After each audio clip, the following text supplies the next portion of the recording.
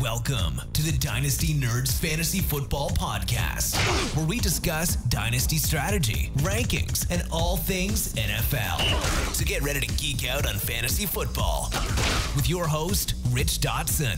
And welcome to the Dynasty Nerds Fantasy Football Podcast. I'm Rich Dotson. He's Matt O'Hara. Hey. He's Garret. Yeah, I am. He's Jared. What's up? We're Dynasty Nerds. We're back. We're wrapping up. We're winding down here a very long weekend in New York. Yep. And we went out last night because we wrapped everything up at the end of the draft. And we celebrated. There was some celebratory drinks. Yeah, some of us might have been more irresponsible than others with those drinks. I won't point at myself or anybody else, but it's probably me. And I blame Jared a lot, too, for forcing the alcohol down my throat. Yeah. But I'm always I'm here. I made it. It's early. It on a is. Sunday. But we are dedicated to get the show out because we know tons of mock drafts. If they had not started already, I'm in a couple that started. Some surprise picks already. Not mock drafts, real drafts. Real drafts. I'm sorry. Yeah, we're not Chick-fil-A. We're open on Sunday. Yeah, that is true. You are correct. So let's get this out here. So we are going to do a mock draft, kind of talk it out. I think we're going to talk more about, like, we've already broken down the players. We can talk more about, like, scheme fit here. Yep. Where we like them and why we're taking them in this draft slot. So it's the four of us. Matt will go first. I will go second. Garret will go third. Jared will go fourth because he forces people to drink alcohol that do not want. So he gets put to the back of the line. Hey, Totally. At least I'm not shoving gummies down people's throats. Allegedly. Reportedly. All right, so with the first pick, this was an easy pick. I mean, Caleb Williams, Yep. 1-1, Superflex tight end premium. It's a slam dunk, right? Dunk it. You would think so. Garret and I are in a league of fellow podcasters. Yeah.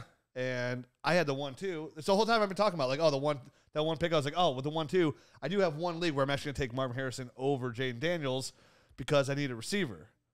Well, Team 1 had other plans and took Marvin Harrison 1-1. Everybody was shooketh. They're like, "Oh, fix it. He mispicked." Yeah. Nope, he didn't. He chimed in later, like, I did not mispick. This was the plan. So now I got Caleb Williams, and I immediately put Pat Mahomes. Peter, on didn't trade you block. say there was one where he fell to 3? Was it you saying that? Multiple drafts where Caleb Williams fell to 3.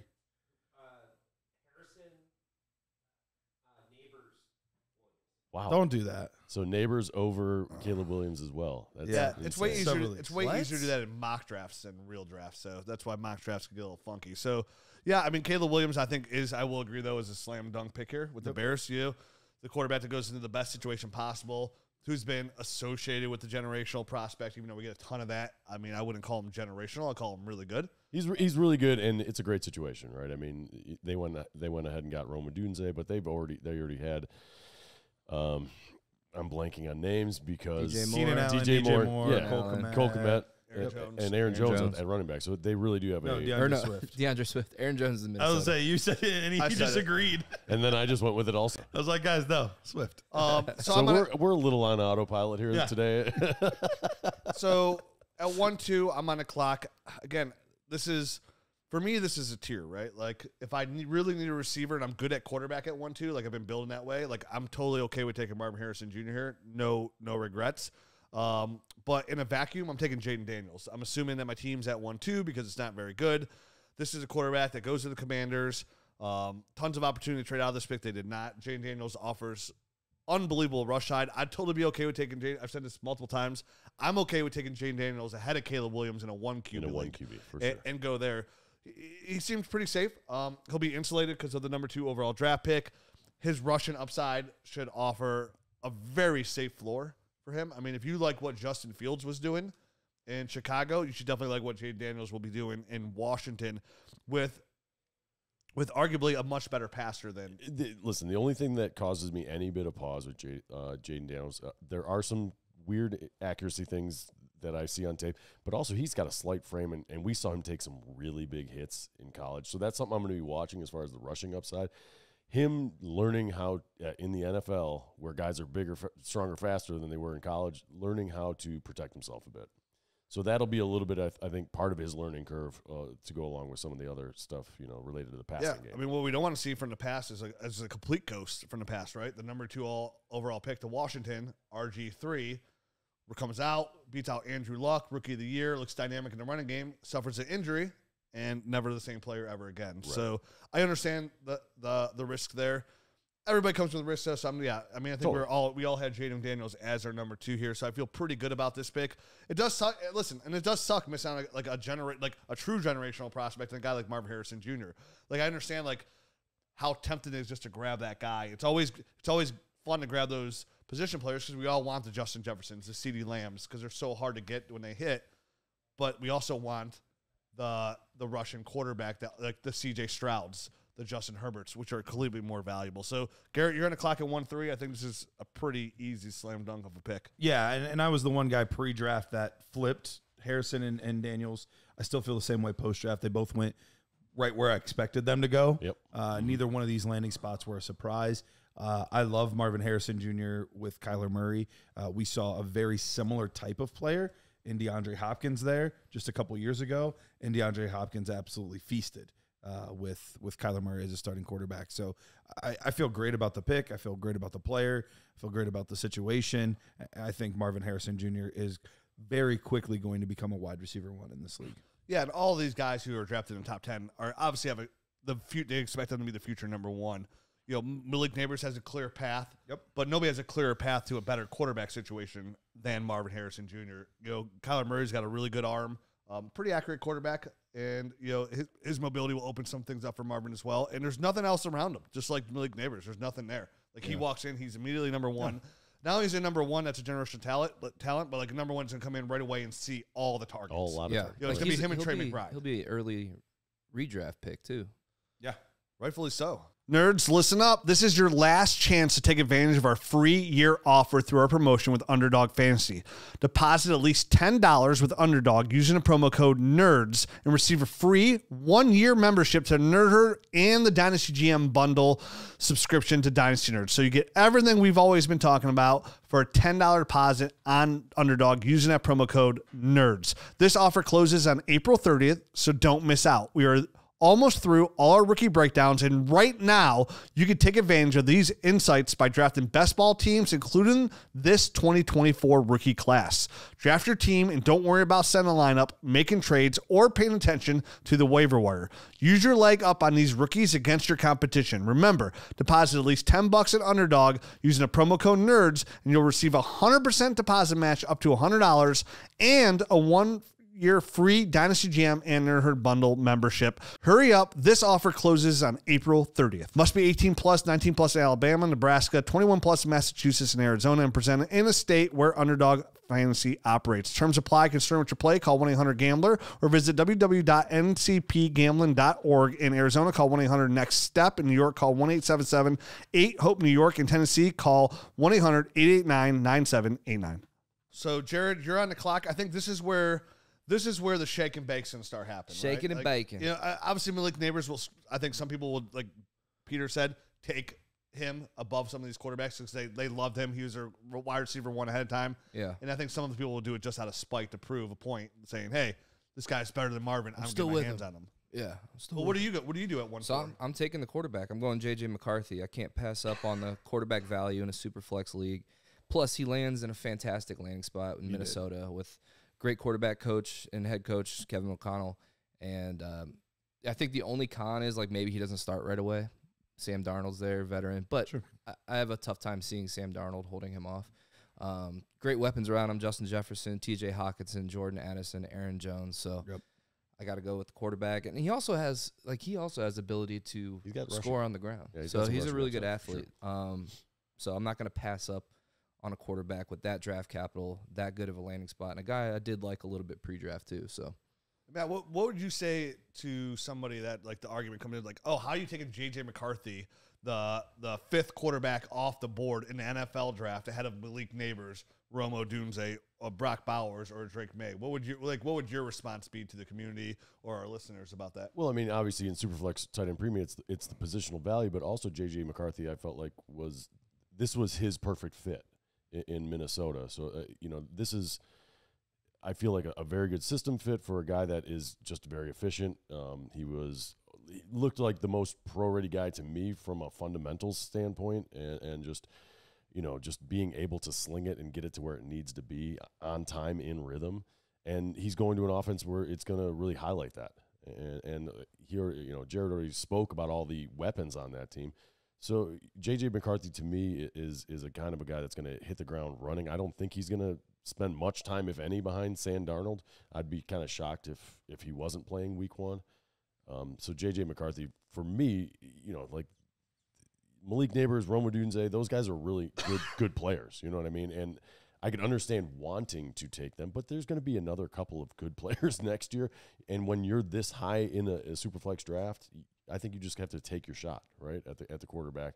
And especially this year where there's so much depth, so much more depth than normal at the wide receiver position, you could come back in round 2 and get a guy. Would you have taken McCarthy there if you were in my spot? I would have, yeah. And then would you guys have done the same thing? Or That was, that was my next question. I know when we did our first round recap, we had you asked me and all of us the same exact question you just asked now. Yeah. And I know you two had J.J. McCarthy at 1-4, and I know as your third quarterback, and I know we did not. We had Drake Mace where he was. Has that changed for you, settled in? Because after settling for me and talking to these guys, like I really can't get over the fit. I agree with Matt, like how such a perfect fit it is and how safe it is. And knowing like how risky quarterbacks are already, like I feel like J.J. McCarthy is like even more insulated by the fact that he has all those weapons around him. Like even if he's just okay, like I don't even know if we're going to know that. So like on a points per game basis, I don't know how much different, and they're both the two youngest quarterbacks in the class. Right. I don't know on a points per game basis how much their differential is going to be. So, like, I did flip, and I would take J.J. McCarthy ahead of him. There's no right answer there, but I feel like I like that safety net that J.J. comes with, and that's where I'd lean there. Now, of course, it doesn't matter how good that safety net is. We saw other people in Minnesota flame out with the same exact net. So, I like this pick here at 1-4. What say you? For me, he's 6th overall. JJ McCarthy is. Okay. So I would have it Drake Maye and then Malik Nabers and then McCarthy. So not far off, 2 spots away. So it's not like we're drastically different. I would still take Maye ahead of him, and I know that's not consensus at this point.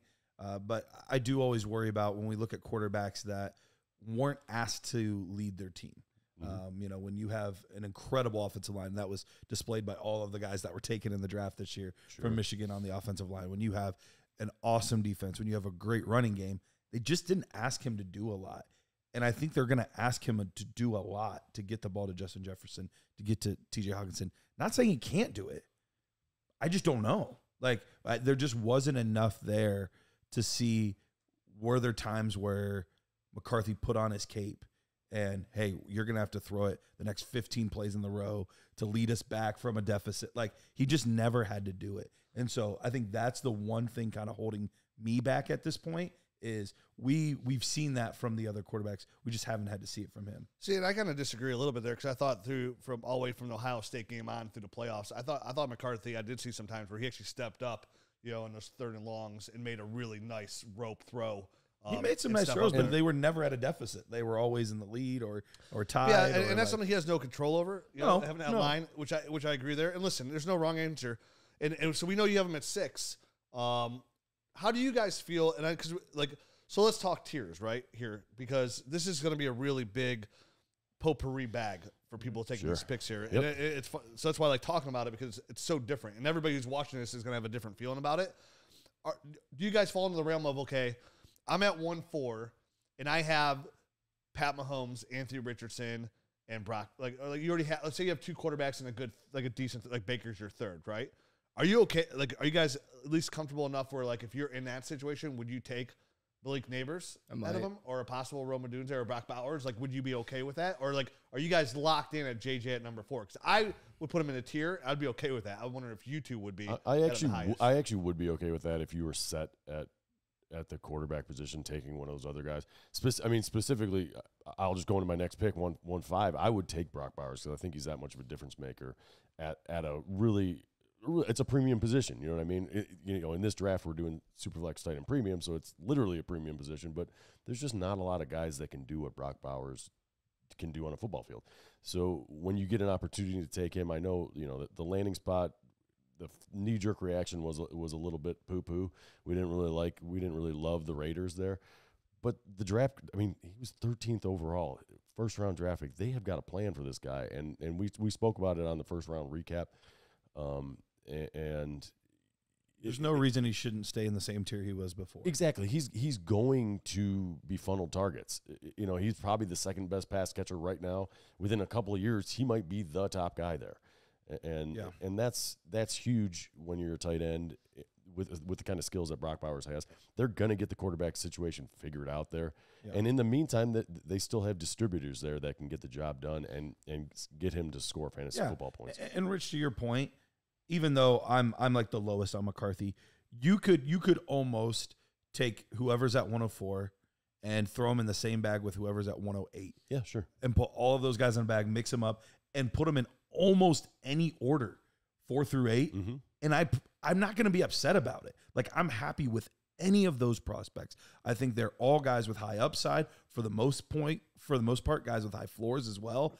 I think all of these guys were high draft picks. We're talking like top 15 picks in the NFL draft. Like, we can get nitpicky, and we should. We should know who we want. We should know who's on the clock. We should know who we're taking over who. But the guy you're getting at 1-4 is very, very similar value-wise to the guy you're getting at 1-8.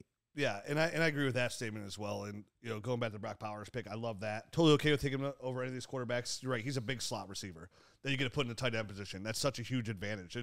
That's like literally having Travis Kelce. And we've seen the rise of the tight ends. You know, Garret made the point that, you know, with the rise of the cover 2 and keep everything below, we're seeing these good slot receivers. We're seeing these really savvy route runners like the Amon-Ra St. Browns really take advantage of that and tight end step up. So Brock Bowers is not only in position to do just that, but also has a very clear path, right, to being the number one guy, like Matt said. And you got to take that into your consideration when you're making a draft here. Like, I got a tight end that's the number one guy on his team. And those are the tight ends that we love, right? Mm-hmm. Because even Sam Laporta, who's Dynasty tight end 1, he's not the number one option. Amon-Ra St. Brown's the number one option. Travis Kelce is the number one option there in Kansas City, but he's one of the very few people that even have that these days. So seeing Brock Bowers in position to do that. Now, of course, they could add a receiver after Devontae leaves. I wouldn't be shocked there. But their biggest priority is going to be finding a quarterback. And we don't know how they're going to go about doing that or what they're going to do to pay to do that. So I like that pick. I'm up at 1-6. I'm taking Drake Maye. And I'm sure a lot of people are sitting here listening going, what is this guy doing? Taking Drake Maye over Malik Nabers, Odunze? Again, in a vacuum, which is I'm taking this is, like, I'm at 1-6. I'm in the middle of my draft. The way I play and the way I draft is if I can get a quarterback that has top 5 draft capital, let alone top 3, this slate, like, I have an insulated pick again, and I have somebody that has a lot of upside. And yes, kind of go to like Brock Bowers, like, nobody loves the spot, right? Because he's like, okay, who is Drake Maye throwing to? Who's, Hunter Henry? That's, they obviously grabbed Javon Baker, Jalen Polk, but who's he throwing to? And that's such like a short-sighted way to play Dynasty, and it's such an easy way to bypass talent, right? Is you get these guys that are going in the top 10, and you don't like their spot. When, for the most part, people aren't Caleb Williams. Most people that get drafted in the top 10 are going to a bad team in a bad situation. There's a reason they're picking the top 10. It's because they're a bad NFL team. So you would expect Drake Maye to elevate that team. And as they're bad, they're going to have a really high pick next year, most likely, in New England. So he's going to get players put around him. And this is also a new Patriots. Like, you can't compare it to old Patriots. Like, throwing the football, the receivers, who they draft. Like, this is a whole new regime. It's a fresh, clean slate that is making Drake Maye their cornerstone, right? This is where they're putting their jobs on the line for, is Drake Maye. So as much as I love Malik Nabers, and I'm okay taking him here, same thing with Odunze, I would definitely take Malik over Odunze at this point, but like, Drake Maye is my pick in a superflex league because it's just positional value. If Drake Maye hits, I don't have to worry about the risk at receiver. I can go get the receiver that I want, or be in position to trade another quarterback off my roster. So next on the clock is Garret at 1-7. Yeah, and I did end up going Malik Nabers. If you remember when we were talking nerd score and stuff, I had them literally not tenths. I had them hundreds of points separated between Odunze and Nabers. So draft capital landing spot really was going to kind of determine where I ended up going with this. And while I absolutely love Odunze's landing spot, I do. The fastest ship to shore is Malik Nabers here. He's going to get funneled targets in the New York Giants offense. They're in desperate need of playmakers, period. Just anywhere, like, find a playmaker. They lost their best one in Saquon Barkley. They haven't had one at wide receiver. the guy that they thought they were bringing in to be the tight end for the next few years. He might not even be on this team. He might be retiring. Like, they need a playmaker somewhere. So I would not be shocked if Malik Nabers ends up being a top 10 receiver in his rookie year in targets. It would not shock me in the least. So I think for that and just his explosive nature, yards after the catch, it was Odunze was still tempting, but I ended up going with Malik Nabers. And I think Nabers for me is totally worth the 1-4 spot. And I just want to emphasize that, even though I have not taken him yet, he's worth that spot because you're right. He has got a clear path to targets, like even clearer than Marvin because they have Trey McBride. The Giants have nobody. They have Isaiah Hodges and Darius Slayton. That's who they have. And then they have Devin Singletary and Wandale Robinson. Yeah. Daniel Bellinger. Come on. And Daniel Bellinger. Bellinger. And Nabers' skill set really fits Daniel Jones. You know, a quarterback to be able to get outside, move outside the pocket, get the ball out on the move. Yep. And Nabers is so shifty, he should be consistently open. I think it's a great spot. And I would not be surprised if he does finish in the top 12 of fantasy receivers year one. I wouldn't be surprised to see him kind of take that Jalen Waddle effect, right? Where Jalen Waddle came out the gates, wide receiver 7, kind of fail off a little bit in the third year. And we saw some positional value, but I can see Malik Nabers coming out right off the gates. I think him and Marvin Harrison Jr., and we kind of talked about this beforehand with these receivers. These are a couple guys that are going to come in and plant their flag early and be wide receiver ones. And that's where like all the juice is, and that's what's the temptation is to grab them over these quarterbacks. And I honestly think, even though we're doing it this way, I would find it hard for some, because it's all about team, how your team's set up. It'd be hard to pass on those guys. And I think most people listening won't pass on those guys. Yeah. Which is going to push value down. Yep, so I love the fit here. Jared in the clock at 1-8. I think it's pretty chalk here then, right? Because we're rounding out the top 8. Yeah, rounding out the top 8. So easy pick for me, Rome Odunze, drafted in round 1 to the Bears. Obviously some target competition there. DJ Moore, Keenan Allen, Cole Kmet even. So I don't know, not much to say. I mean, Rome Odunze is a highly rated nerd score player for all of us. Great landing spot with Caleb Williams. Like, I'm not too, like, Keenan Allen's going to be gone out of the league soon. After this year. He's older. Yeah. I think Rome Odunze is, honestly, I think he's a better receiver than DJ Moore was coming out as a prospect. Yeah, I might disagree there, but I agree. I don't. Yeah, so. Of course he doesn't. I love the pairing with Caleb Williams, them both coming in together. I think they're going to build a rapport. So, I like it a lot. Yeah, this is the best. I think that's the best thing to say about Rome Odunze outside of all we talked about his tape, right? Like his route running, his jump ball ability is. He's probably you're talking now a receiver that's probably tied into the best quarterback situation long term. You know, these are two players that were working out in LA before even the NFL draft together. So this is like a really good fit and a very good long term investment for Rome Odunze. Let me ask you guys this, because you guys are all higher than me as far as, you know, liking DJ Moore. Do you see Rome Odunze eventually supplanting him and becoming the number 1, or is that DJ Moore's spot?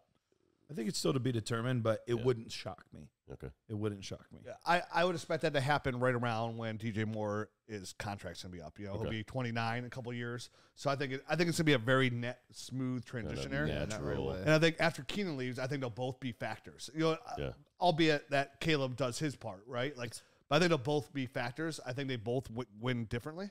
They're both very good route runners. So again, Caleb, this is what makes Caleb so special. He's got 3 dynamic route runners on his roster. He's going to see a lot of numbers, right? Like, you should be in a good spot. So I do want to say, like, real quick, like, if you are investing in Rome Odunze, like, around here, I think anybody that picks him, like, needs to understand it's going to be a slow start. He's not going to be able to, you're not going to plug him right in your lineup, most likely. Because he's going to be the third option. Right. I mean, you know what I mean? So be patient. As a rookie.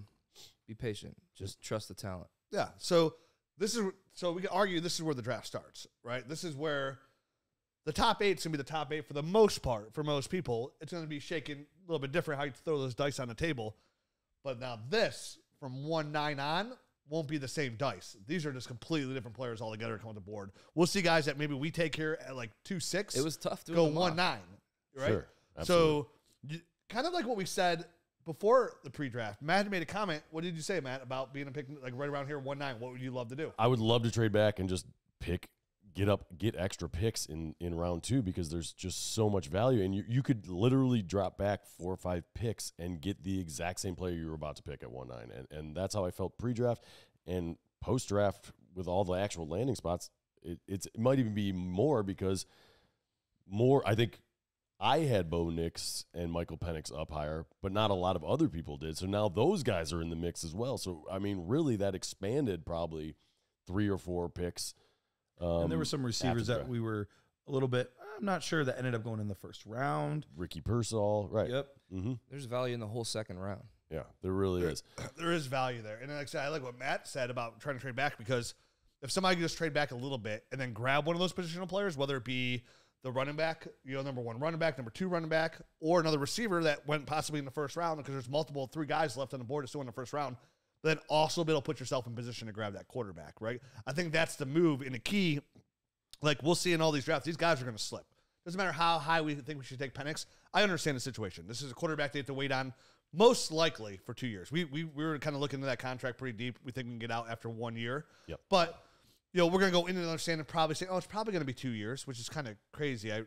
But at the same time, I understand that being a contender, this is where it gets tricky, right? Because you're a contender. Yeah. You're trying to win now, and you've got 4 options, essentially, of first-round receivers that come in to help you now. So, Matt, you're on the clock at 1-9.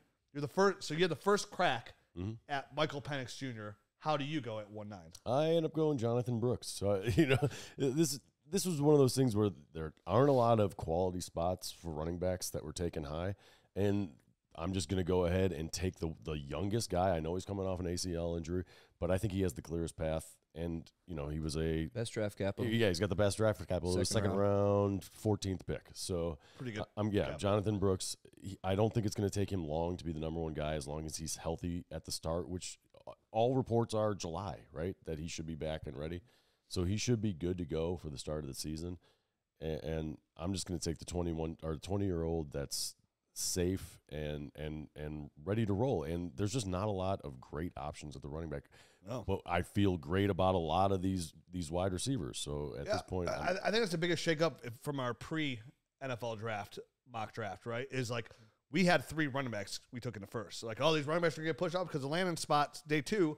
Well, guess what? They all went day 2 pretty much, but they all went in spots that we did not love outside of There's Jonathan one other Brooks' situation, and one other guy that I feel really good about. Right. Both other situations, I do not feel good about whatsoever. So those guys dropped down my board pretty significantly, and you're right, because of the receivers that are available. And I'm on the clock right behind you. So I'm in the same boat. I'm at 110. I have a chance to grab a quarterback at 110 that was taken top 10 in the NFL draft, which, again, if you listen to me over 10 years, you're like, this is no-brainer, Rich. This is a no-brainer. You're taking Michael Penix. You scream. This is what you scream. This is what you preach. But I'm going to go, I kind of approach this as okay, I'm at 110. I'm a good contender here. I'm going to go for I'm going to make a go for the ship move, not a trade later move, and I'm going to take Xavier Worthy, because this is a player that I feel that could kind of tilt the scales for me if I'm a contender this slate, right? I'm getting a receiver that goes to Kansas City with Pat Mahomes that they traded up in the first round to get, the fastest guy in the draft, for a team in a system that knows exactly how to utilize this player, that is also hungry for a playmaker who should get some early play time thrust right in there too as well, because with the Rashee Rice situation, we don't know if he will start the year suspended or not. Right. But if he does not, that does not worry me, because Rashee Rice is everything underneath, right? Like, he likes everything underneath, close. Where Xavier Worthy, you can put on all 3 levels of the field here. So that combination of him being tied with Pat Mahomes there, as much as I love to take Michael Penix, I approach this from a reality, a standpoint of okay, I could grab this young receiver here, which, again, all this other talent's pushing these guys down, where in a normal year, Xavier Worthy would probably be the 3rd guy off the board, 4th guy off the board, 5th guy off the board. I'm getting here at 110, which is, we're going to see a redundant conversation, right? This is really good value here this late. I think we could probably go ahead and say that for every player going forward till we get about 2-6, almost all the way through the second round, actually. Absolutely. So I take Xavier Worthy. That moves down to Garret. Hey, Dynasty Nerds, it's time to take your Dynasty game to the next level with FFPC's Dynasty Startup Leagues. Whether you're a seasoned pro or just getting started, FFPC has a league for you, with entry fees ranging from $100 up to $5,000. Choose from a variety of formats, including superflex, Best Ball Superflex, Triflex, 1 QB, and Standard. With weekly lineups, waivers, trades, head-to-head matchups, and playoffs, FFPC's fully managed leagues provide the ultimate dynasty experience. Most importantly, the leagues are here to stay. FFPC has never had a dynasty league fold. They manage the entire commissioner experience from buy-in management to fulfilling your orphans. FFPC is perfect place to expand your dynasty league portfolio. And here's the best part. As a Dynasty Nerds listener, you can get $25 off any entry fee as a new member when you use the promo code NERDS. Head over to myffpc.com now to draft your team, manage your roster, and dominate your league with FFPC. That's myffpc.com. Promo code NERDS for $25 off any entry fee for new members. FFPC, where dynasty dreams become a reality. Garrett, can you stop the bleeding? I saved the brand. Saved the brand. You're welcome. Michael Penix, 111. And, it's interesting because, and I've already made my case for it, so I don't need to belabor the point. But from what I've seen for the most part, Bo Nix is tending to go above Michael Penix in startups. And I can see why. We're gonna see this guy right away. Right. We're gonna find out real quick. Where Michael Penix, we have to be a little more patient on. And so I think that comes down to then your scouting process. Like, how did you view these guys pre-draft? If you feel better about one than the other, then take that guy. For me, I feel better about Penix than I do. Yes, maybe I have to wait a year, 2 years for this to fully crystallize. Yeah. For me to see what I have. Yep. But like we mentioned before, we've seen a lot of really good quarterbacks that have had to sit a year or two, and because of that time and because of that experience, they come out and they're ready to go. They're balling. They understand the offense a lot better than these guys that are thrust in there. And from everything I'm seeing, I mean, they just seem to absolutely love this guy. Was it the smartest pick by the Falcons to do this after signing Kirk Cousins? Probably not. But that shows their conviction on this player. They feel that strongly about Michael Penix that they're willing to take the media backlash. They're willing to take the potential embarrassment. They're putting their careers on the line, more or less, for this guy. So they obviously feel very strongly as well. And so do I. So I wouldn't let him get out of the first round, so I took him at 111. Yeah, I mean, screaming value for everything you said. The number 8 overall were 3 other teams reported. The Raiders, the Saints, and It might have been the Rams, maybe? was it the Rams? No, it was someone else. It was some Raiders. The Raiders, the Saints. Oh, the Seahawks. Seahawks. Yeah, we're trying to trade up in the top 10, and none of them were trying to trade for J.J. McCarthy. They were trying to move up for Michael Penix Jr. This is kind of a player that, I think it actually comes full circle where we sat there and we didn't understand. Dude, Michael Penix is a really good quarterback. What is all that? Why are people talking about him going in the second round?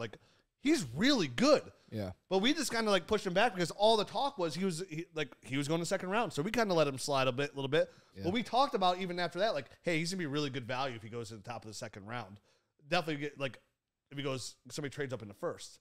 So like you said, they're invested in Michael Penix Jr. And I don't think I don't think it's 100% fact you have to wait 2 years. And I think this is one player that if you're a patient dynasty owner, just like Jordan Love, you're going to be rewarded very handsomely. So It's a safe pick, too. We talked about it last time. He's going to have an insulated value because he's going to be sitting riding the pine. So you're 112. Yeah, Jared, close out 112. the first round. So I'm taking a wide receiver that we all liked that happened to land in a very good landing spot with the Los Angeles Chargers in the second round. That's McConkey.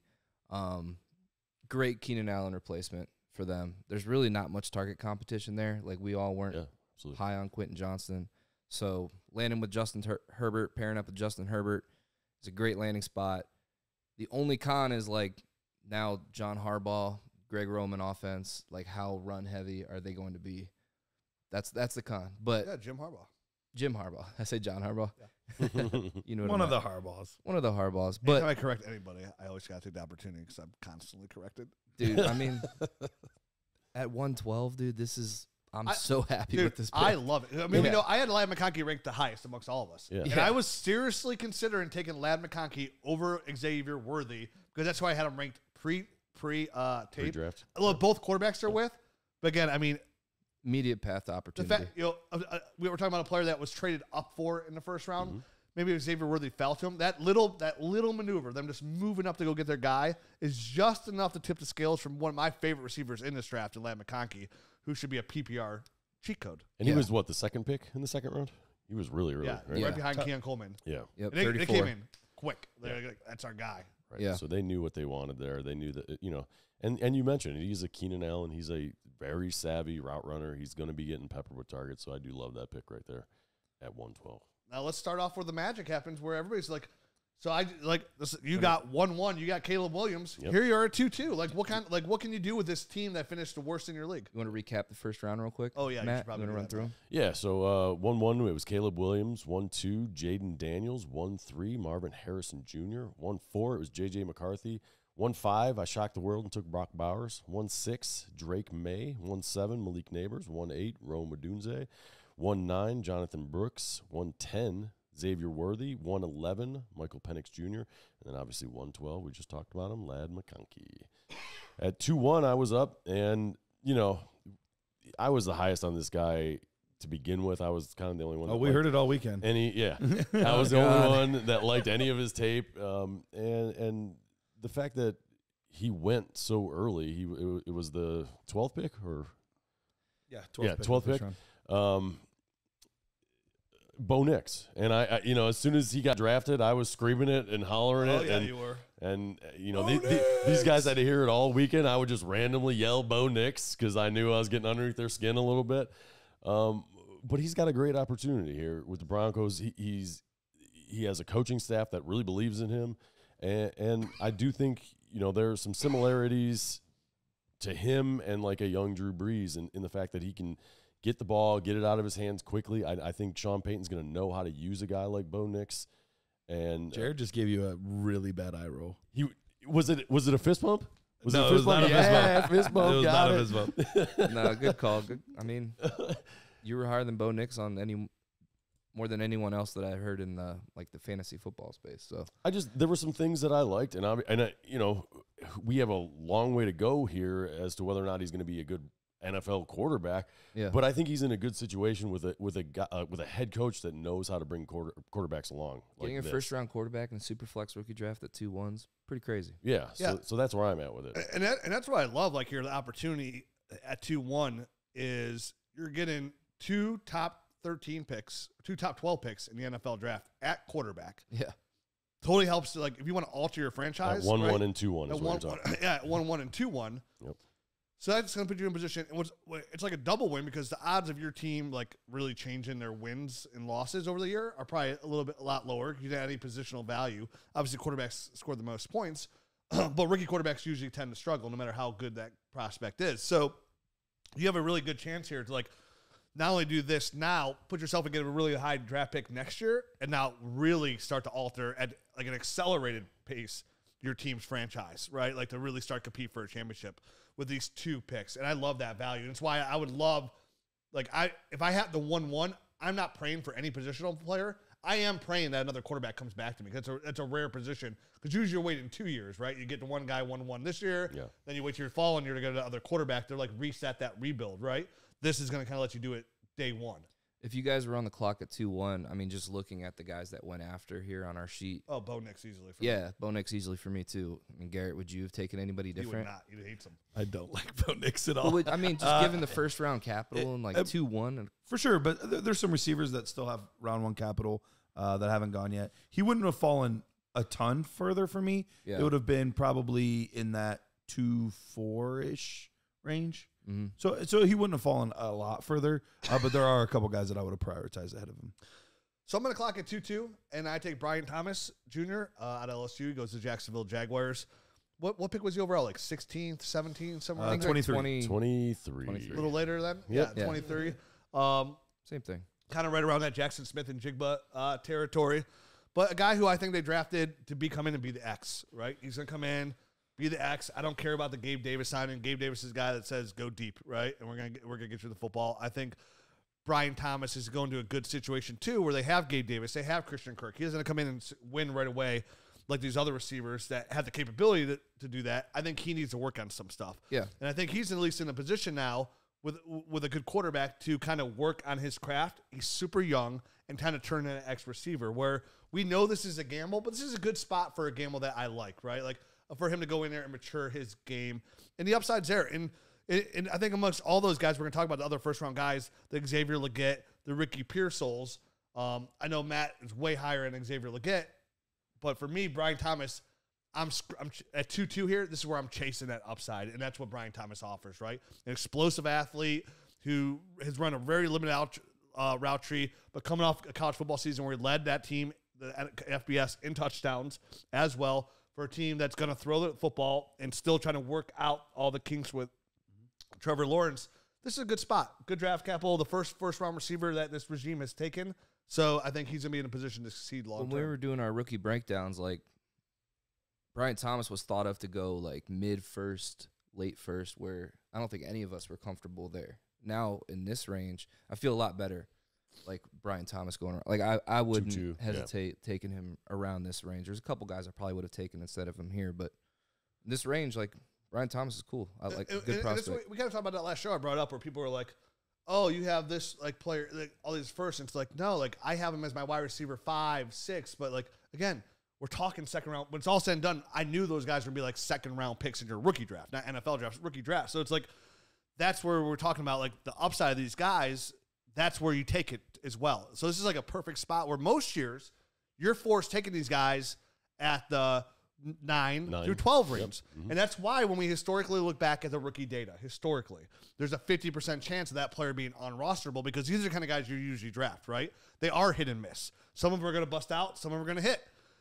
So now to be able like to have such a deep class, to be able to push this back and break that mold, like this is where those guys usually should belong, like thrive and be selected. So this draft is actually a beautiful draft because you're actually in a rebuild team that gets to chase that high upside compared to the back end of the draft. Yeah, so I'm up at 2-3 here, and I had a really hard time with this pick. I'm very happy with it, but the 2 players that went directly, actually the 3 players that went directly right after this are all guys that I would have considered with this pick. Yeah. So once again, kind of like how we've been talking, this early second round is really freaking good. Yeah. I ended up going with Xavier Legette. I got to make sure I say it right. Legette. I took him here first round. And I think that was the thing that changed it. The 2 guys right after this were the ones I was most strongly considering, but neither one of them got the first round draft capital. Legette did. He got the first round draft capital. And when we're talking about like upside, he definitely has it. We keep saying Legette because they said that during the draft. There was a South Carolina fan that commented, I think it was on YouTube or I don't know, somewhere, but he's like, guys, it's Legette, not Legette. I'm a Gamecocks fan. It's Legette. Did he say that? It makes sense. It should be Legette. I don't know. All I know is Tom Pelissaro said he asked him specifically at the Senior Bowl. All right. I trust Tom. Yeah, I agree. I don't know. Find out. Speaking words isn't my strong suit.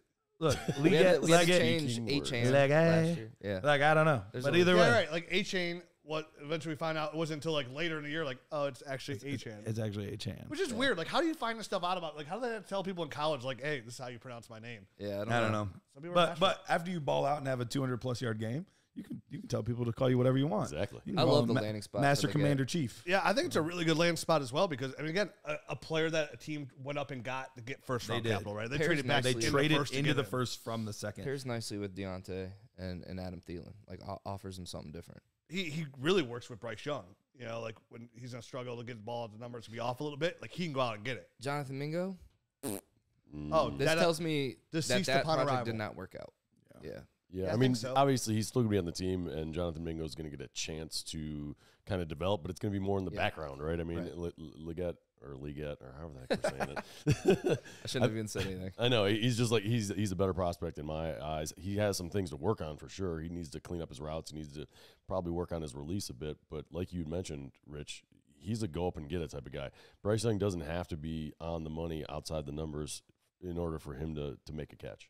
And that's, I think, the most important thing here. The Carolina Panthers are doing their quarterback a service here by getting a guy like Legette. And just remind the listeners, like, who you comped him to. Like, who's one of your favorite comps? Yeah. To me, I mean, Xavier Legette, he reminds me of an A.J. Brown type of guy And it's more than just his ability to go up and get the ball. It's his body type as well. This guy is rocked up, man. He is. He's 6'2", 221, and he looks almost like a running back out there, but he moves well. And I think that's the important thing. He's not stiff. After they made the pick, I saw the press conference that said they're going to use him on jet sweeps. Like, they're going to hand him the ball. They're going to throw him screens. They're going to throw it to him down the field. Like, they're planning to use this guy kind of like Debo. Yeah, and it's going to be really exciting to see, because now there's finally some weapons in this offense.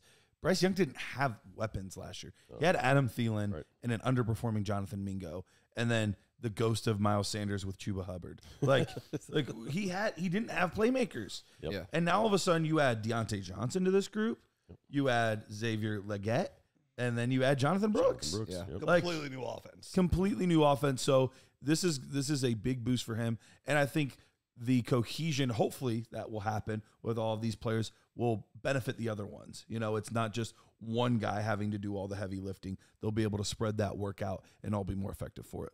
Absolutely, man. And obviously, we didn't even talk about the fact that Deontay Johnson's, 27, 28? Yeah, he's like, and in his prime, towards the end of his prime. Right. So, I mean, I think that gives, Xavier Legette the perfect amount of time to kind of get his feet wet in the NFL.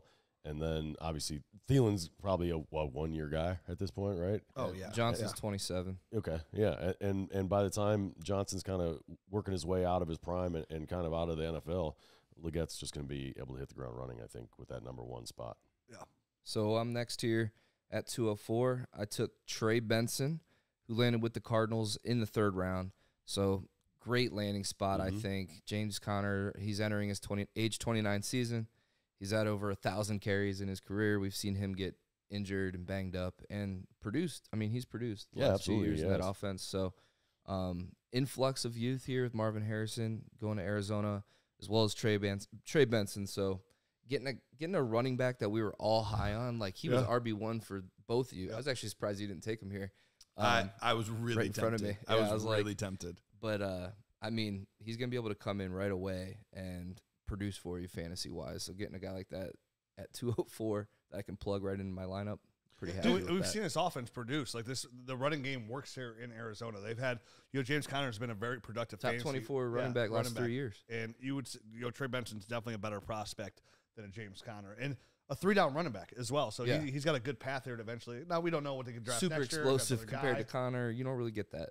Yeah, Yeah, I you mean, get the home run ability that Yeah. Connor just doesn't have. Yeah, he's a burner. He's a big guy who's a burner.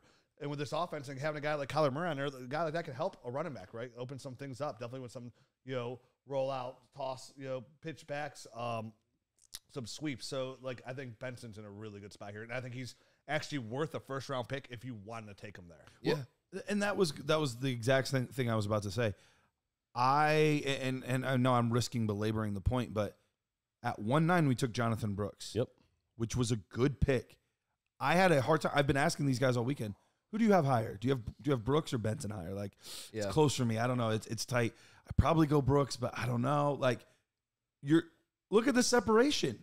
You're getting one of these guys at 1-9. You're getting the other guy at 2-4. Now that might not be the case in every draft, but still, okay. Well, then that means Legette gets pushed down. That means Thomas gets pushed down. That means McConkey gets pushed down. That means other really freaking good players taken in the early 2nd or the 1st round are getting pushed down, and it's pretty bonkers. Are you saying trade back instead of? I think Brooks at 9? he's more supporting what we said earlier about how he should trade back. That's where the juice is. He's saying the difference between the guy that won 1-9 overall and now 2-4. 2-4. There's not a big separation. There's I not a would big say separation. take your guy. I'll give you 1-9. You give me 2-4 and 2-5. Yeah.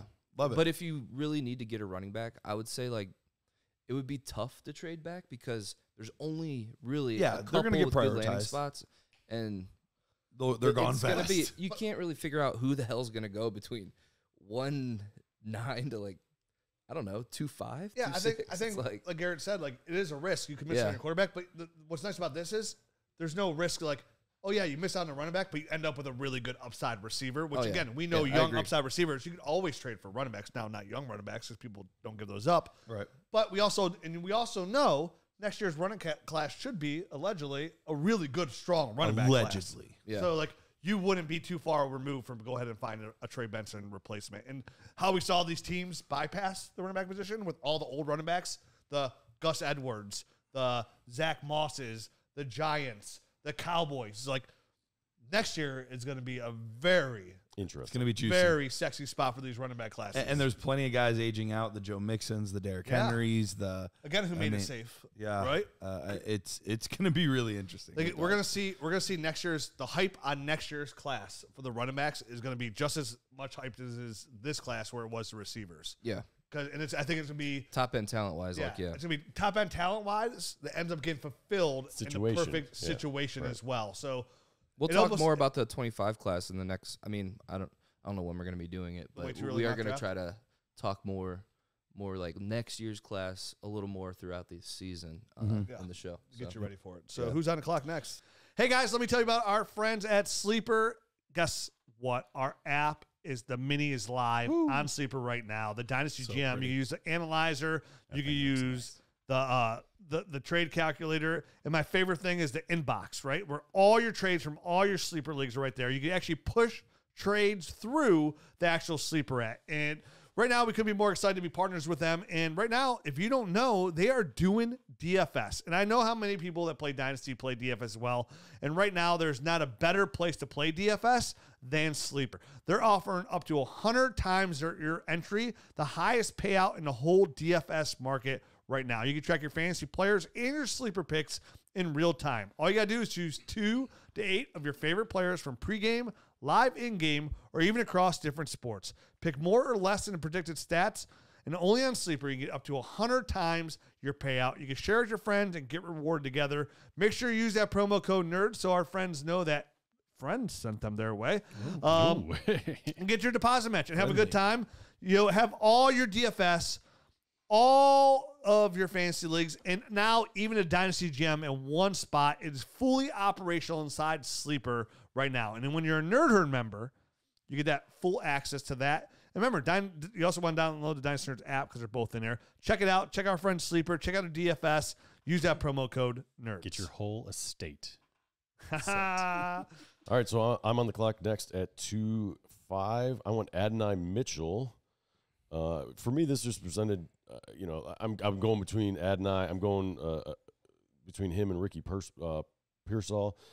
And for me, I had Adonai higher in my pre-draft rankings, and their situation with Ricky Pearsall isn't as clear. I think Adonai right now can go in and be the number 2 there at the Colts.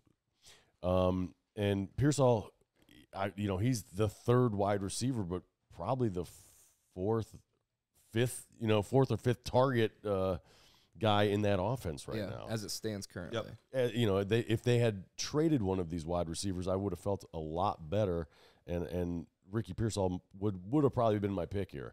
But where it stands right now, he's probably the 4th or 5th option on most passing plays. Yeah, much higher ceiling too. Yeah, no doubt for Adonai. Yeah. So, that's all the reasonings that I'm going to take Adonai right now over Pearsall. Could it change in a week or 2 weeks? It possibly could. Another one where you can't go wrong, but I loved seeing Chris Ballard's presser afterward. Big time defending Adonai. Dude was fired up. Yeah. I mean, he dropped every swear word he possibly could in there, then apologized and then didn't apologize. Yeah, about anonymous sources. Sorry, not sorry. About, yeah, he's like, I'm sorry, but I'm not. I mean, anonymous sources talking about dudes like health his character, and stuff. And his character, like, just put your name on wax if you're gonna talk, speak about a kid like that. Trying to push him down. And so that's what happens. You love seeing like a GM like fired up for his guy. Yeah. And hopefully this did the same to Adonai, because one of the things that we wondered at times was how much does he want it? How much passion is the good there? Was really good. The other stuff was not.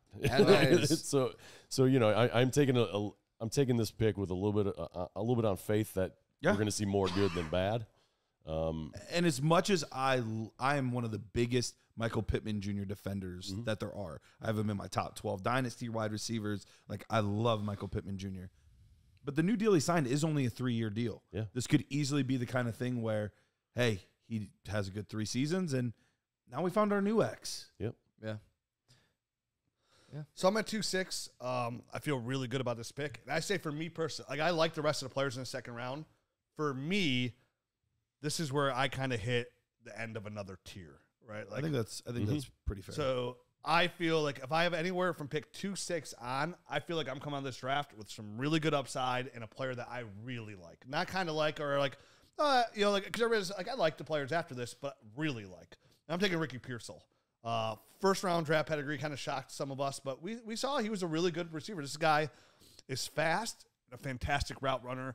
You could make an argument that he's the best route runner in class. Like I would say, you have Marv, Rome, and Lad McConkey, but Ricky Pearsall's name is in that. He's up there for sure.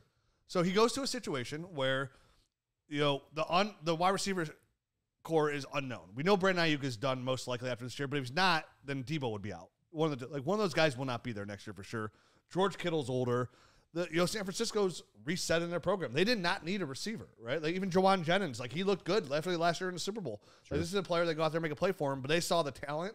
And what I love about Ricky Pearsall in San Francisco and why I would personally take him ahead of Adonai Mitchell is I love his fit and his ability with Kyle Shanahan. An offense that runs a ton of motion, right? And that's how a lot of these guys find so much success because of Shanahan's offense and how much motion he uses.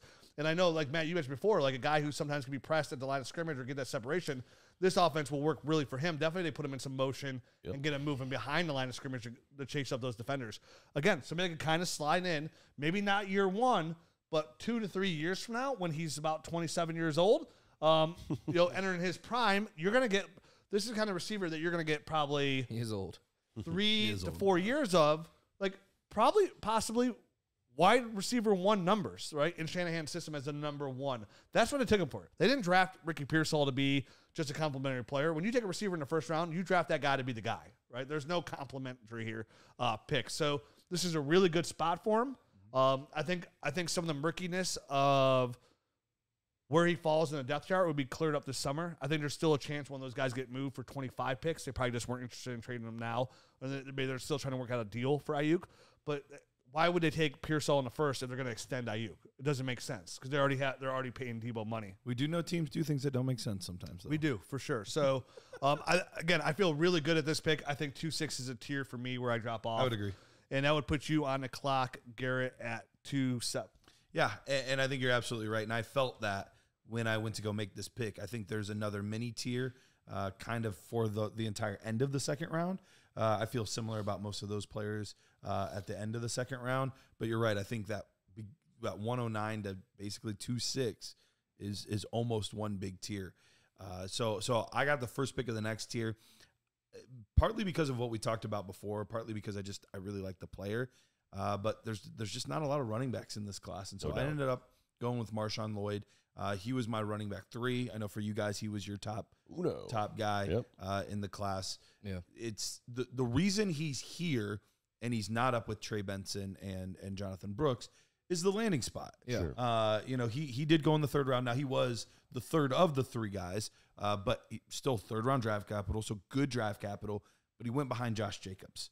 What gives me hope though, as somebody that is a fan of Marshawn Lloyd, and I think he's a very talented all-around player, is that contract in Green Bay is a little fugazi. We dug in last night. We did. There is a very real possibility that if Josh Jacobs doesn't ball out this year, which he very well could, very talented running back, they signed him for a reason.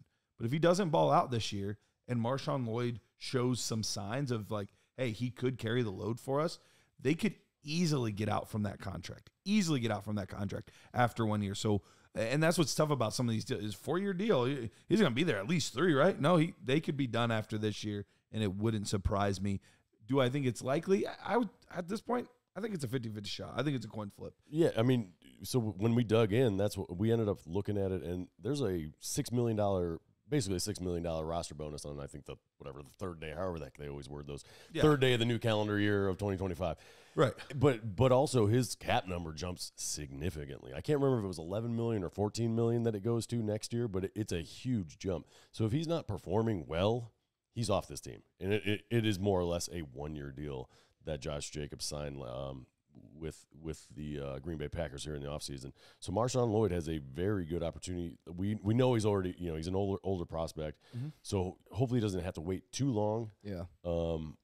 But I could definitely see this being kind of a one and done year for Josh Jacobs. I mean, especially when you spend a third round draft pick on a running back, he's going to see some time this year as well. Yep. So I mean, with having to split carries, if there's any sort of injury at all with Josh Jacobs, the chances of him performing well enough to be able to stay on this roster and count $14 million against the cap next year, I think it's pretty slim. Sure. So he's got a lot of tread on his tires. I mean, he's over 1,200 carries in his career, and he's only 26 still. But I mean, that starts to be the age where you might want to get out from these running backs and flip them. Yep, absolutely. When you can. So. We all like Josh Jacobs, but I think it's an ominous sign for him in Green Bay. Just looking at the contract, I thought he was pretty safe until I looked at it. Now I'm kind of the belief that he might be gone. Yeah, I kind of feel differently than the three of you guys on this. I think Josh Jacobs is still super young. I think he's only 26 years old. Sure. And I wouldn't say that's super young, but yeah, I mean, and for a running back, he's not super young. But I feel like I think this is going to be a situation where he is a running back for 2 years in Green Bay, and I feel pretty comfortable about it. I think Josh Jacobs, you're right, there is out from his contract, but we saw running backs get bumped a little bit more. We'll see the NFL cap jump again next year. I think his salary will be pretty reasonable on how he produces this year. And the reason I feel that way is because I believe in Josh Jacobs. Like I think he's a very talented running back for sure. Who historically always finishes as a running back one. Had a down year last year, which is like the one time you don't want to have a down year, but he wasn't penalized for it, right? He got one of the best contracts. Yeah. So for me, this Marshawn Lloyd point, I get it. That's your guy. But if I have a player that I think I have to sit on for 2 years, in my own personal opinion, at running back, no thanks. I'd rather just go ahead and take the guy, honestly, who is next. And honestly, a couple other players on the board. And honestly, maybe even a couple other running backs. I like Marshawn Lloyd. He was in my top 4. I know what running back you're talking about. And I think we do not agree. I think he's a very good running back. I do. But, a lot of people get misunderstood where, like, the same team with the same coaching staff also took A.J. Dillon in the second round. And, a lot of people said, this is the death of Aaron Jones. An exact same contract that Josh Jacobs had. The exact same contract. And Aaron Jones was able to hold off A.J. Dillon. Much different prospects, though. Yeah. I get it. But you're still talking about a team that invested a second-round draft capital in that running back. And we thought it was that's a fair point. So, for me, this Marshawn Lloyd, for me personally, drops down my board pretty significantly, where I'd probably feel more comfortable now with Lloyd taking a gamble on him at the top of the third compared to right here in the middle of second. So, Jared, you're on the clock next, and I actually like this guy significantly more just on the upside in where he was taken. And path to opportunity. So, at 208, I take Keon Coleman. Went in the second round to Buffalo. Buffalo lost Gabe Davis and Stephon Diggs now, so there's definitely a path to opportunity there. Khalil Shakir, Curtis Samuel, both operate out of the slot, which going through Keon Coleman's breakdown, Garrett made a really good point of how if Coleman worked as like a power slot in the NFL, just due to his inability to kind of win at the line and create separation as route running, it would be a really good spot for him, and we all agreed. But here, this landing spot, he's probably not going to play that. He's going to play on the outside. He's going to operate as an X. Terrific jump ball guy, catch point guy, body control guy, terrific hands. He just needs to work on the route running. But if they're only going to ask him to, run post routes or win in the red zone, I think that's where he's extremely good. And I think he has the opportunity to start right away. So at 2.8, this is great. Yeah, shoot your shot. I mean, absolutely, man. He's with a fantastic quarterback. I think for his skill set, he's going to be able to chuck the ball downfield, get the ball to him. So, I mean, as much as I think he's limited as a prospect and has some things to work on, I do love the spot. And the fact that it was a second-round draft pick that they used as well. First pick in the second round, too. Right. He's only 20 still. And I said, when I watched Keon Coleman's tape, I told, I came in a podcast and said, I was like, I was actually pleasantly surprised with this tape. I liked it more than I thought with all that hate he was getting, right? And yes, he does struggle to separate a little, some, but this is like a perfect quarterback to pair with him in that situation where that doesn't worry as much because, Allen will get him the ball anywhere on the field. He's not a burner, obviously, but he'll get him the ball. And like you said, he's a really go get the ball. And the fact that he's going to be put into the X and be fun of those targets and be the guy in a situation we saw Gabe Davis win in that situation. Now, very sporadic, but when he won big. And you mentioned red zone. That's another great spot for the situation. We could all admit Dalton Cade's the number one, probably going to be the primary option. Yeah, I didn't mention him in this offense. Yeah. But Keon Coleman should line up over time here. You mentioned over the next couple of years as a really good second option, first option in that offense. And from a fantasy football perspective, this is like, again, kind of go back from saying at 2.8, 2.7. What great value. Because they had other opportunities here. They went this because we sometimes say they'll pass on a player who we think's a better player because they want a player that fits their system and what they want him to do. I had McConkey ranked significantly higher than Keon Coleman. Most draft analysts had McConkey ranked higher. Well, the Bills go in and they get a guy that they feel fits their system and they have a plan for. This is a guy at the top of the second round. We know any team that sits at the top of the second round usually gets a lot of trade calls, a lot. They stood pat. They took their guy ahead of guys that we liked more, but not them. So this is a good pick. Where are you at? As the guy that's probably the lowest on him, I'll go back to my draft strategy, and this is part of the reason I like Lloyd too.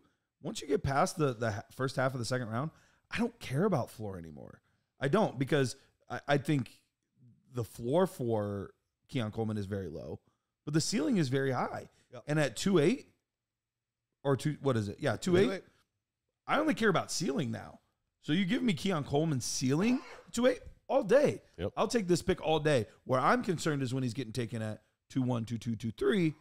That's where I'm going to have a little bit more issue. But here, he's got just as high as a ceiling as anyone that you're going to see at this point. So I have no issue with the pick. Absolutely. And I do feel like it's starting to feel a little, this draft is starting to feel a little Yeah, it starts to get there. We've entered that territory. Where I'm just like, man, I don't have a lot of separation in any of these guys coming up. There's not a ton of opportunity available for the guys remaining on the board, like clear opportunity. There are some that have more than others, but with this being Superflex tight end premium at 2.9, I went Sinnott, and I felt pretty good about it. Just due to the fact that they used second round draft capital. This was my second tight end pre-draft. I know we didn't get a chance to cover it. I wasn't on that tight end show. I kind of alluded to it. During and I made sure to let the people know that that's who you had. Yeah, and this guy led K-State last year in receiving yards, I think, or receptions, receiving yards. Maybe I think receiving yards and touchdowns. Receiving yards and touchdowns. That's what it was. So he's got some good ability there, and really, there's no one else there. There was no other day 2 tight ends. Yeah, and he was the only. Well, other than Tip Ryman. Yeah. He was the only other day 2 tight end. I like Tip as well, but he went to a bad situation there with the Cardinals. Just for an opportunity. But yeah, he's going to block there. Right, yeah. Sinnott has a great opportunity ahead of him here with the Commanders. There's no one else there in that tight end room that is a receiving tight end. So, I mean, is it Cole Turner? I mean, he's okay. It's Cole Turner, and maybe Logan Thomas is still there. Is he still there? Yeah, I didn't think he was. But Zach Ertz is going to be the starter this year. Oh, I forgot about Zach. Zach Ertz will be the starter this year. Sure. It's a 1-year window. Yeah. It's a 1-year window. Tight ends are a 3-year development. Not everybody's Sam Laporta. Let's just face the facts. And this guy's super athletic. So, again, a clear, not only does he have the draft capital in the second round, he's also got a pretty clear path. He moves well, too. Yeah, from 2025 on to be a main focal point in offense. Like, he could be the Trey McBride of this offense because they'll eventually either extend one of their guys or draft another big receiver. So, I'm up at 210, and I grabbed Jermaine Burton, a receiver who I really liked his tape. A lot of reports came out about his attitude. Goes to a really good spot in the Bengals, right? Having Joe Burrow as your quarterback, we all know T. Higgins has requested a trade. Trey Henderson has requested a trade. And this puts him in a situation to be the number 2 in this offense with a really good quarterback and a true number 1 and to see all the best corners on there. Is T. Higgins actually going to get out of town this year? I don't think so. No, I think he plays this year. I just wanted to he's gone next year. I just wanted to make sure that point was brought up. And listen, I'm not 100% sure that I'll say this now. Don't do it. In March 2020. No. That things don't go sideways with Jamar Chase in the Bengals. We see it went sideways with T. Higgins. They haven't even talked to T. Higgins about an extension. Now, Jamar Chase, they will talk about. They will. But this is a cash-poor team. So the reason these guys want these extensions, remember, when they sign these big contracts to get money guaranteed, they had to put all that money in escrow right away. it was not only T. Higgins that requested a trade. Trey Henderson Trey did, Henderson, the defensive end, did as well. So these big time players don't get paid. It's hard for these guys to get paid in Cincinnati, right? And they allocated a lot of cash for Joe Burrow, a lot of cash. Now, 99% it's going to work out for Jamar Chase. Yep. But there's always that in the back of the head. It could be a holdout. It could be cause Chase already said, like, I want to be paid the number one receiver, and he's not the number one receiver out there. But he wants to be paid like that. So now we've seen like Amon-Ra Brown sign, and then once Justin Jefferson and CeeDee Lamb's sign, like Jamar Chase might be looking at like $35 million he's a year. Like, I'm not 100% sure that fits in the Bengals mold to make two players on offense the highest paid players in NFL history at their position at the time. So we'll see. And Jermaine Burton, to me, is a true all-around receiver. So the fact that he's going to go into Cincinnati with Joe Burrow and Jamar Chase is going to see all the top coverage, this is a really good spot for Burton to come out. I wanted him. A really good, took him.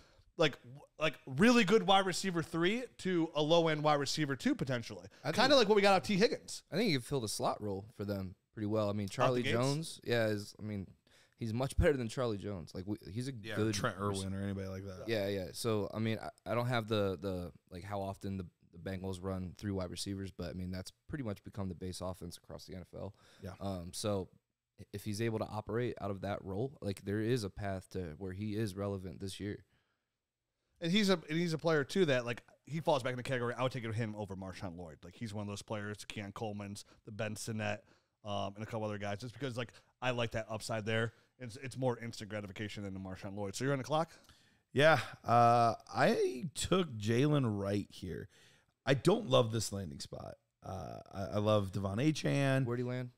He went to the Miami Dolphins. In what, the fourth round? Fourth round, yep. Okay, caveat. He went in the 4th round, but they gave up a 2025 third to go get him. So they gave up a 3rd round pick to go get Jalen Wright, which is kind of weird when they have. It is. Yeah. But the more that I've been stewing on it and thinking on it, man, he's Raheem Mostert. He's Raheem Mostert, and Achane and Mostert were both able to be very, very effective in this offense. So it's slowly been warming up on me. Like, slowly but surely, I'm getting more comfortable. I'm more okay with this landing spot. Obviously, it's another one. We're going to be waiting a year. Yeah, it's Mostert signed a 1-year deal. Yep. He's going to be the guy this year. You're going to be waiting. But neither one have been the picture of health. I was going to say, you might not be waiting as long as you think, right? Achane missed a decent amount of time last year. Mostert, other than last year, always misses a good amount of time. It was miraculous last year when he didn't miss time, and I couldn't imagine him at age 32 now. I think so. This being a two years in a row. Yeah, so totally I'm liking this pick a lot more the more I think. And who led the NFL in touchdowns last year? Raheem Mostert.